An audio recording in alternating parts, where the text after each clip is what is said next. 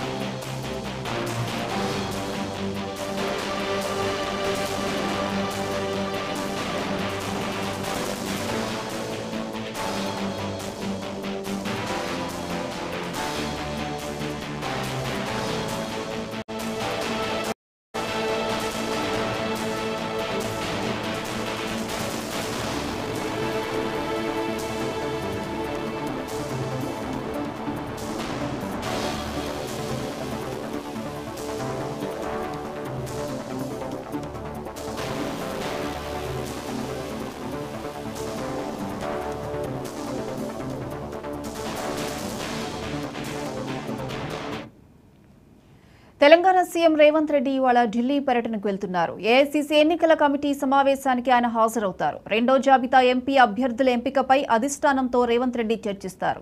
లోక్సభ ఎన్నికల్లో భాగంగా ఇప్పటికే 4 స్థానాలకు ఏఐసీసీ అభ్యర్థులను ప్రకటించింది. మిగిలిన 13 పార్లమెంట్ స్థానాలకు అభ్యర్థుల ఎంపికపై పార్టీ హైకమాండ్ కసరత్తు చేస్తోంది. అందులో భాగంగానే ఇవాళ కాంగ్రెస్ అధిష్టానంతో సీఎం రేవంత్ రెడ్డి సమావేశమవుతున్నారు. ఇదే అంశానికి సంబంధించి మరిన్ని అప్డేట్స్ మా regional coordinator Raj Kumar phone line అందిస్తారు. రాజ్ కుమార్. ఎస్ ప్రియాంక, నేడు ఢిల్లీకి సీఎం రేవంత్ రెడ్డి కూడా త్వరలో జరగనున్న పార్లమెంట్ ఎన్నికల నేపథ్యంలో ఇప్పటికే మొదటి లిస్ట్ లో పార్లమెంట్ అభ్యర్థులను 4 కూడా ప్రకటించడం జరిగింది. మిగతా అభ్యర్థుల కోసం కూడా ఎందుకంటే తీవ్ర పోటీ ఉన్న నేపథ్యంలో ఆ అభ్యర్థుల అంశాలపై కూడా నేడు ఏఐసిసి హైకమాండ్ తో కూడా రేవంత్ రెడ్డి చర్చించి ఆ యొక్క లిస్టును కూడా ఫైనల్ చేసే అవకాశం ఉంది.